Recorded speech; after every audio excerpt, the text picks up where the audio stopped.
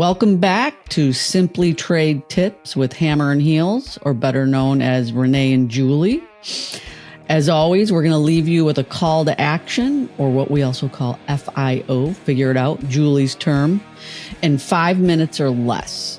So this is our last episode in the series of Tariff Chaos. We've done 5 previous episodes. One's on tips for networking. 2 is organizing the chaos. 3 is tips for working in the sanity. 4, tips for how to not waste a good crisis. That's a good one. 5, tariff globalization. And then, of course, today we're going to do 6, which is tariff communications. So hello, Julie. How are you? Welcome.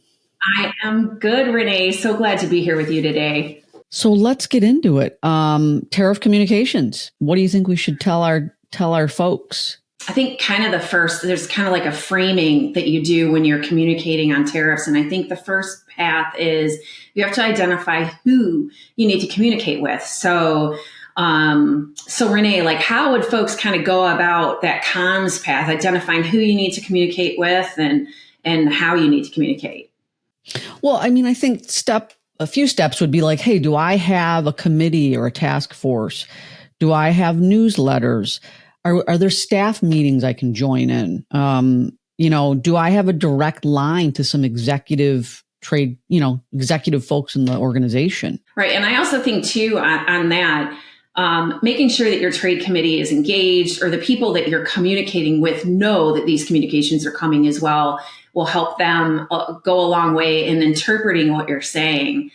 So the second thing is you got to understand how your audience wants to be communicated with. So what's the cadence of your communications? So depending on who you're sending the information to, it might be your board to help them understand what the impact is of the tariffs. Renee, any thoughts for folks on how they can work through that cadence? I mean, with the tariff chaos that we're in, it's probably like weekly. When you and I started in the business, when we were young, maybe it was quarterly, maybe it was monthly. But I mean, at this point, I think we almost have to do it weekly. It probably brings down the what I call tariff fatigue, right? If you're getting information weekly, or, especially your executive leadership is like, okay, they're on it. They're working on it. They're keeping tabs, right? But of course, it's up to your company culture.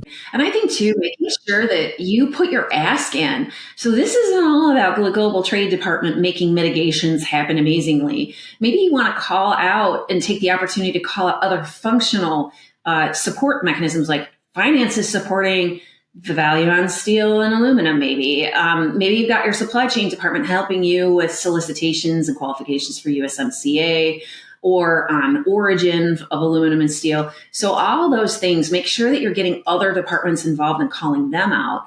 So today, our call to action, our figure it out piece, is for you to take away and identify the comms path for your particular piece. So perhaps it's been a very ad hoc, maybe it's been an email.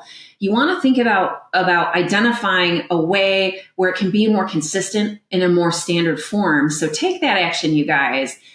And I also think too, Renee, maybe referring folks back to episode 6, which is episode 5 on the tariff chaos, just in general, to show the notes for all of the pieces that you guys can garner in your communications.